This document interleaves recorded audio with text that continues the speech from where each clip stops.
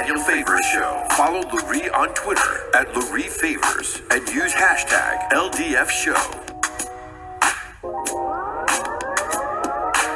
Welcome back. You are listening to Lurie Daniel Favors on SiriusXM's Urban View, where talk empowers and becomes action. You guys know I have a fascination with Black literature, with all things book related, because I'm a nerd. And I believe that we should all tap into our inner nerd. And today I'm joined by two folks who are fully committed and involved in the world of Black literature, not just for their own individual edification, but really in ways that are designed to ensure that the rest of us are able to participate in the beauty that is Black literature. First up with us is Dr. Khadijah Ali-Coleman. She's a poet, children's author, singer, songwriter, and the executive director of the Hurston Wright Foundation and founder of Liberated Muse Arts Group. Also a playwright, she has more than a dozen of her plays presented publicly in venues throughout the country, including the John F. Kennedy Center for the Performing Arts. She was a Theater Alliance Quadrant playwright, a Fulbright Hayes Scholar, and the Maryland State Arts Council Independent Artist Awardee, and a PG County Social Innovation Fund 40 Under 40 awardee. I could read more of her bio, but I get the sense we would be here all day. Joining her is Tyehimba Jess. He's the author of 2 books of poetry, Lead Belly and Oleo. His book Oleo won the 2017 Pulitzer Prize, the Ainsfield Wolf Book Award, the Midland Society Authors Award in Poetry, and received an outstanding contribution to publishing citation from the Black Caucus of the American Library Association. Also nominated for the National Book Critics Circle Award, the Penn John Stein Book Award, the Kingsley Tufts Poetry Award. I'm telling y'all, I could again read his bio for forever, but we want to get to the actual substance of the conversation. It is such a pleasure to have both of you here with me this morning. Thank you so much for being here. Thanks for having us. Absolutely. Now, you have got to, I was one of those kids, we weren't allowed to watch a lot of TV other than, the Cosby Show in a different world and a cartoon here or there. We spent most of our time in libraries, surrounded by books, many of which, unfortunately, and I'm going to give it away, I'm a Gen X kid. So a lot of the books I was reading did not have people who looked like me featured in them. They were not necessarily concerned with the way people in my community saw the world. And you two are part of an amazing collective effort to ensure the longevity of Black literature for generations to come. We're going to start first with you, Dr. Ali-Coleman. Can you please talk with us about this amazing effort that has brought together not just yourself, but 5 Black literary organizations who are joining forces to champion the Black literary traditions and the Black writers who uphold them. Talk with us about this effort. Certainly, Lurie. So the Getting Word Black Literature for Black Liberation, it's an annual collective fundraiser where we are calling for the long-term monetary support for Black literary arts organizations that are responsible for really mentoring and providing community space for many of the Black writers that folks are familiar with, emerging as well as well-known professional literary artists. As you read in my bio, my very long bio, I am the executive director of the Hurston Wright Foundation, which was started in 1990 by co-founded by author Marita Golden. And Hurston Wright is one of 5 organizations that comprise the Getting Word Collective. They include Hurston Wright, Cave Canem, Obsidian, Furious Flower, and The Watering Hole. And this is actually the second year of this collective working to really bring awareness to the work that we do individually and significantly impacting the Black literary arts community. Now, this is phenomenal because we oftentimes talk about the fact that we need more of a collective effort within our community, more philanthropic efforts within our community. And it sounds as though this effort, Getting Word, is really sort of one example of the best of all of those things coming together. Now, Mr. Jess, I have to, full disclosure to the audience, I have a personal love for this organization, Cave Canem, because our organizations met when we were both awarded for the Spark Prize by by Brooklyn Community Foundation, and I representing the Center for Law and Social Justice, and Cave Canem, one of our co-awardees. So I just got to put it out there. I'm a fan, and Black poetry coming together in these ways with the rest of the literary world really to highlight the breadth of all of the literary genius that is in our community. So I just had to put that out there. I'm a fan, so y'all know where my biases lie. Y'all know I like to be as honest as possible. But Mr. Jess, can you talk with us about what this effort has meant for Cave Canem, what it means for Black literary traditions generally to be able to have the heft of all of these organizations coming together to do this work for the greater good? Thank you, Lurie. I'm calling you from the Cave Canem retreat. This is our 26th retreat. Cave Canem is a fellowship of Black poets that meets to foster the development and growth of Black poetry and Black poets. And Cave Canem is 26 years deep in this game, but the other organizations combined with Cave Canem represent 130 combined years of Black activism, fellowship, organizing, publishing, for all of Black folks who are really looking to be the dream that our ancestors dreamed before and after Juneteenth. So what we represent is an ecosystem of Black literary organizations that fosters all of these amazing poets and writers that are now on your bookshelves and are filtering through your school systems and are filtering into the minds of youth and folks all around the country and all around the world. So I for me, what this effort represents is, for one, a celebration of the fact that these organizations have survived long enough to represent that amount of time, 130 total years, and also a triumph of the collective, a triumph of the idea that these organizations can work together, and also bring an additional meaning to Juneteenth. We are celebrating getting word from Juneteenth through July 4th, and adding into the tradition of Juneteenth the idea of investing in Black literature, investing in the Black word, investing in the organizations that make this ecosphere, that make writers like Khadijah, myself, and so many others possible. So I have a personal history with each and every one of these organizations. Each and every one of these organizations has helped to foster me as a writer. And frankly, I would not be here without these organizations. I've taught for Hurston, Wright. I was and I was also a fellow there. I was a fellow at Cave Canem, and I also am now the president of the board. I've been published in Obsidian Literary Journal. I've taught at the Watering Hole, and I have learned so much from the gatherings of Furious Flower. And all of these organizations have helped foster me to make me the writer that I am today. That is so very powerful. And you had me at two words, ecosystem and investing. Now, I admittedly, it is not often when Black poets and authors and Black civil rights attorneys occupy the same space. But one thing I have learned from Cave Canem is the power of the word, and organizations, other organizations like those listed as a part of this group, is the power of the word to literally transform, and the power of the word to be able to enliven, to literally breathe life into our experiences and our existences. And one of the things that has always troubled me, Dr. Ali-Coleman, not necessarily just specific to the Black literary world, but really with Black enterprise generally, is that we will often create an institution, but we do not necessarily create the ecosystem around that institution that will be able to uplift and support it. I always give the example of this story I remember reading a few years ago of some beautiful young sisters services who opened up a Black beauty hair supply store.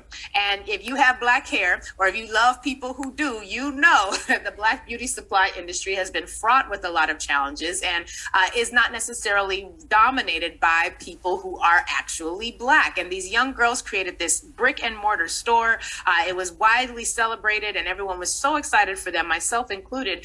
But within just a few short months, they ended up having to fold because they did not control distribution. They did not control sourcing. They did not control manufacturing. They were, in terms of the ecosystem within the Black beauty supply industry, they were occupying the least empowered position, which meant that they were at the whim of all of the waves and the turmoil within the industry itself.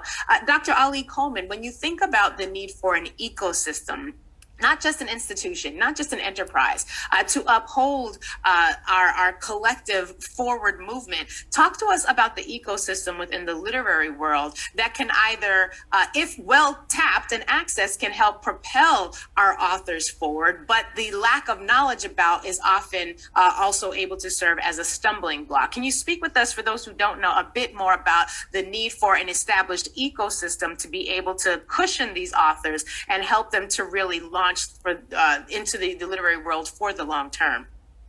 Certainly, Lurie. One of the things that both Tyehimba and I, the word that we tend to use repeatedly is this idea of community. And we understand that the community that we provide Black writers impacts so much more than just teaching craft, but it really is, it speaks to the need for having a sanctuary of sorts where Black writers are seeing Black instructors and writers who have been able to navigate a publishing world and a literary arts landscape that doesn't always provide opportunities equitably for Black writers. And so on our end, what we are really excited about, and speaking to this ecosystem, is that we understand that the publishing system in general in this country is disproportionately overlooks. It doesn't provide opportunity for Black writers to be published. But what do we do on our end? Well, on our end, we provide services, supports, and opportunities that mentor and recognize and provide this community for both professional and aspiring Black writers. So one of the things we recognize is being successful as a literary artist looks differently sometimes. You know, yes, you're a published writer with books, but many of our writers go on in careers as professors to teach other writers. They become local cultural workers. They become national thought leaders. And what we're really thrilled about with being part of this collective is that we're really exalting Black literature as a pathway to so many avenues. So, you know, we talk a lot about the notable participants in our workshops, Tyehimba Jones, Natalie Bazille, who's the author of Queen Sugar. But what we find incredibly affirming is when these successful writers who have had early experiences in our workshops, like Tyehimba, and are awarded our legacy awards, they later come back to teach a new generation of writers. And this is really what the ecosystem is about. So, you know, even this summer, we have notable like Amani Perry has been a participant in our workshops and has come back to teach. Dolan Perkins Valdez, who has a book out now that, you know, she's taught with us, but also started in our workshops. Arthur Ravi Howard is teaching with us this summer. He's an award-winning writer, poet, Kiki Petrozzino, and the list and the list goes on. And so this ecosystem isn't just about it's really cyclical, and it speaks to how not only do people come to our community to benefit from it, but they also contribute as well. And I love your illustration of the beauty supply store. I mean, really, when you talk about Black hair, you can't get any more realer than that, right? Right. But you know, that's what's really significant about all of these organizations, is that we not only are serving Black writers, but Black writers are actually able to see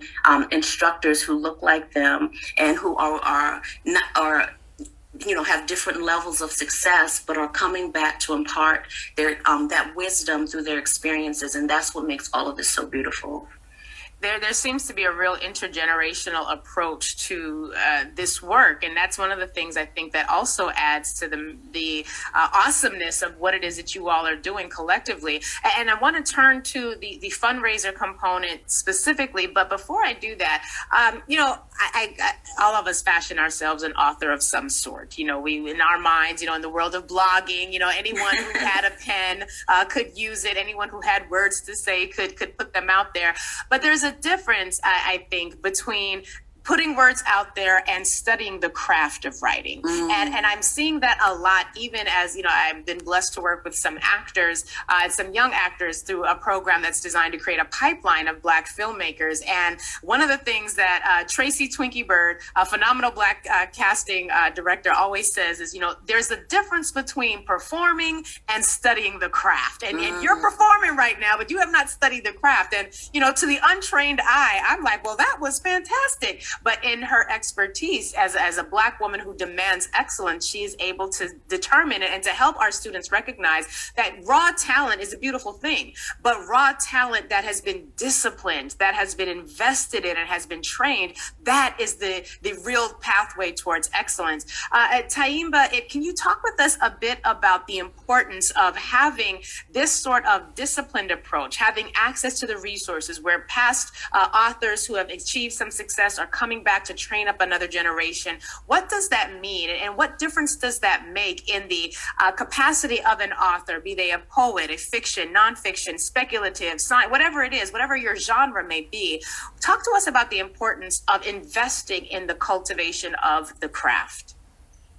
Well, thank you for that question. I can answer in a couple of different ways. One is that my very first workshop experience was through Cave Canem, and it was an experience of being in a Black space with Black instructors who and fellow Black participants who made it comfortable for me, made it familiar for me to share my innermost thoughts and my innermost feelings in a poem on the page.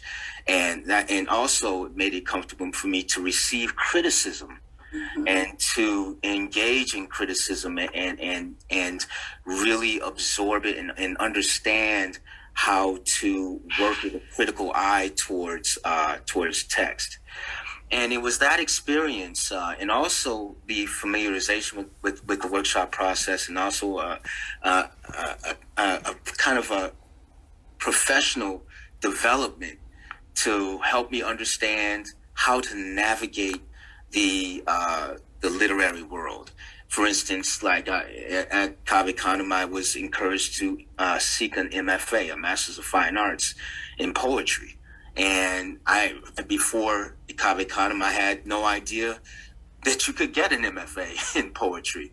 So I eventually pursued one. I got my MFA from NYU, but it was because of that experience in Cave Canem and that eye towards creating, towards taking the raw talent and honing it to a fine edge that I was able to enter into those spaces in NYU and all kinds of other spaces and hold my own and really develop my craft further. I would also say that, like, right now, because we're in our 26th year, we have many of our instructors are former fellows at this point, award-winning fellows. We have fellows with National Book Awards, with Genius Awards, with Pulitzer Prizes, et cetera, et cetera, et cetera. So, and we also have, as Khadijah mentioned earlier, so many people that have just been touched and their lives have been changed by the understanding that of how to bring discipline to the words that they put on the page. Now, I want to push back just a little bit there to our expert, because there are some people, I've even heard some young people who will say, well, now, miss, I just got this raw talent, and, I'm really good. And, I'm worried that if I go to school for this, I hear about this MFA program, what if the formal training of the man negatively impacts my natural talent and abilities? Can formal training destroy my art? Tyehimba, what do you say to those concerns of young people who say, I don't want to get formally trained because then I'll use the beauty of my natural inherent gifts? I say, you know what? That was a conversation that was going on in my head back in the day. I understand where you are coming from, so I get it. And that's part of the reason that this ecosystem is so essential, because it for instance, when I was in my MFA program, I had my Cave Canem fellows to talk to about how to navigate that space and maintain my integrity as a writer, as a Black writer in a very white space. So yes, you have the raw talent. That doesn't mean that raw talent can't get honed into something even sharper, even more florid, even more even with greater capacity and greater depth. If you train yourself and you're around people who are concentrated on making the word more focused and more capable in the poem or the story or whatever it is that you're writing. Thank you for dispelling that myth. It's something that was me. so you relate to that. That was me at a certain point. And part of the value of this kind of ecosystem is that it really helps people hear their own voice and understand their own voice in a way that they can move into other spaces and maintain their integrity and maintain the sound of their people work, right? Ooh. They go into these other spaces. You said the sound of their, I'm telling you, you said the sound of their people, and something just jolted right through my whole brain. It just broke a little bit, but that's what the power of the word can do. Dr. Ali-Coleman, I heard you laughing a bit at that question. Do you have thoughts on that, what seems to be a more popular concern, that formal training in the art of the craft, or the craft of the art, however you want to put it? What would you say to that? You also went on to pursue advanced studies in this work. So what was that experience like for you? Would you agree with what we just heard? Well, I definitely would agree. I think that a lot of times we equate training or formal training with tamping down on anything that's organic or intuitive. And what I always say, and whether it's in the literary arts, whether it's in an educational realm, is that a lot of times we don't realize that what training does is give language to a lot of things that we think we just do and we're doing already, but it gives language. And a lot of times, if for those of us and Black people, our history revolves around being innovators and the creators of convention, things that become part of the history of craft, right? And so it's important for us to know how the history of these conventions and these formalities that exist, and understand where they come from. And a lot of that is that's inherent. And when you're being trained, is you're learning the history of your art form. You're learning what are these, how did these particular forms come to be? And really, you can't really break the rules if you don't know what they are. And a lot of the writers that we know who have created their own, whether it's a poetic form or really pursuing their writing in a way that's considered very eclectic or unique, have been trained. They know the history and they know the ways they want to break the rules. And so I think that it's really aligned with someone who is taking seriously their art form to be trained in a way that they're not tamping down or disregarding their inherent creativity, but they're really just adding to their toolkit as an artist. And so I'm really excited with the work that all of, working collectively, for those who celebrate Kwanzaa and know about Ujamaa and just collective work and responsibility, this mission of getting word is so important because we are making accessible to many people who, like Tyehimba, he participated in Cave Canem before pursuing his MFA. And really, our organizations are pathways for so many who haven't had, in traditional P through 12, or whether in college or whatever, been encouraged to pursue advanced training in their art craft. Many of them come among these other Black people and learn what the possibilities are to be educated and to really take seriously their craft as a writer. Y'all gonna make me go back to school. You said you got to know what the rules are so you can effectively break them. That, come on now. I might have to take out some more student loans. Okay. I'll be paying them off for forever. Between my husband's loans, my loans, and the kids, we'll just be paying loans forever. Look, keep your fingers crossed for Biden to do something in August. You know what? You're so right. It's right up before the election. We've been talking a lot about student loan debt on this show, so let me speak that which is not as though it were. We're going to break the chain of student loan debt, so Lurie can we gonna put it out there. But I want to talk now about this event itself. Dr. Ali-Coleman, can you help us understand how people can participate, the significance of the timing, and what the goals of the workshop, or I'm sorry, the actual event program are? Wonderful. Yes, Lurie, I will. Getting word, we have a two-pronged goal. And so first, we want to build awareness, and we want folks to recognize the fundamental role that Black literature plays in actualizing the fullness of our humanity. And at what a time, we're having our books banned, this ridiculous national conversation around CRT. I don't even want to get started with that. But we really want to build awareness that Black books matter, and these organizations that we're a part of are really integral to building this legacy of Black literary arts. We also want to ensure the longevity of these organizations, which are underfunded, if we're looking proportionately to other organizations that do not serve Black writers specifically. And so we're having an online fundraiser that officially goes live from Juneteenth, which is Sunday, June 19th, and it's going to run until July 4th, Monday, July 4th. And our goal is to raise $50,000. And we have a beautiful website where folks can learn more about that, which is gettingword.org. Again, this is our second year doing it, and we look at this as being, it is going to continue to grow, and it's going to continue to build, but we definitely want folks to know who we are as a collective, but also independently, the work that we do and the Black writers that we serve. So again, folks can learn more at gettingword.org.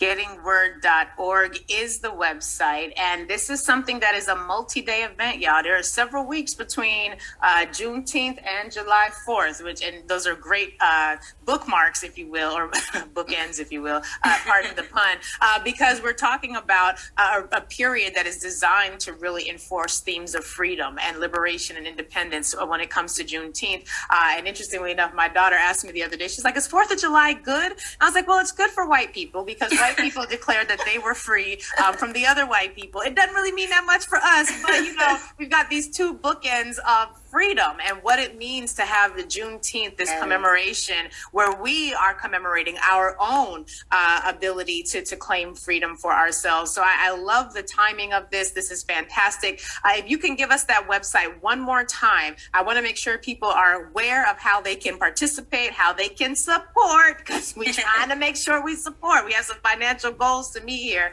So the beauty that we've been talking about for the past half an hour or so can extend to another generation. Give us that website one more time, Dr. Coleman, just to make sure folks are clear on how to engage and access the program.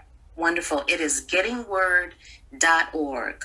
Gettingword.org. And how can people in the audience who have fallen in love with both of your voices, how can they follow you, Dr. Ali-Coleman? What are your social medias? And Tyehimba, I'm going to ask you the same thing. So I am on Twitter and Instagram and Facebook at Khadijah Online, and that's spelled Khadijah Online. And I really encourage folks to follow Hurston Wright on Twitter and on Instagram and on Facebook at Hurston Wright. We love it. Black philanthropic advocates. We're talking all of my passion topics right now. Tyehimba, how can people follow you and connect with your work as well? I'm on Twitter at my name, Tyehimba Jess, TYEHIMBAJESS. And you can also follow Cave Canem. Cave Canem is CAV as in victory, CAN as in nation, EM. Can I add one more thing? Yes, please. Go right ahead. Getting Word has a collaboration with Bookshop, the independent bookstore book site, and we have a list of 50 books that you will find on the Getting Word website, and you'll also find on the bookshop.org website. And if you buy one of those books, 10% of the sale of that book will go to Getting Word. Oh, wow. So we are really encouraging people to go and invest in Black literature. 50 amazing authors, many of whom have come directly through or have connections with the organizations in Getting Word. And we really want to change the culture. We want to add to the tradition of Black folks who were getting word of their freedom. In 1865, and immediately went to what was the first thing that they did? They went and they got what they could not get under slavery, and that was literacy. Wow. The ability to put their words on paper and carry them into the future. And we are that future, and we are carrying that word in these books, in these organizations. We are carrying that word forward. So invest in Black literature. That is the tradition that we can create for ourselves for Juneteenth. So I encourage people to go to bookshop.org and check out the Getting Word page there and buy a book. There's 50 amazing authors, and go to the Getting Word website, and please give $1, a dime, whatever you can donate.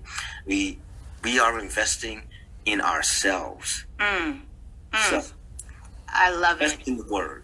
I love it. Invest in the Word. Without the Word, we don't have life. And there are a number of traditions that speak to the power of the Word. And I am so grateful for having had both of you here to help us understand this project, this effort, and how we can all participate in preserving the getting of the Word. Gettingword.org is the website. Bookshop.org is where you can go to purchase additional materials. Thank you both so much for being with us this morning. It's been a real pleasure having you here. Please do keep us posted and updated on the success of this effort. These are the types of for us, by us. And Dr. Ali-Coleman, you mentioned Kwanzaa. Every single day we acknowledge the Kwanzaa principles, every single day on these airwaves. So we acknowledge that Ujima, that collective work and responsibility, Ujamaa, cooperative economics, which speaks to building that infrastructure and that ecosystem. And then we're going to do it with some Nia, because we're going to be purpose driven. We're going to celebrate the Kaumba, because we created, and Lord knows we need the Imani, the faith, to help us Umoja, which is to unify. So we got me snapping. Chagalia. That's right. Yes. Amen. That's it. Thank you Thank to you both so of much. you. It's been a real pleasure. Thank you so much, Lurie. Listen, folks, we are heading into a commercial break. Much more to come on the Lurie Daniel Favors Show. We'll be right back after this. Title IX.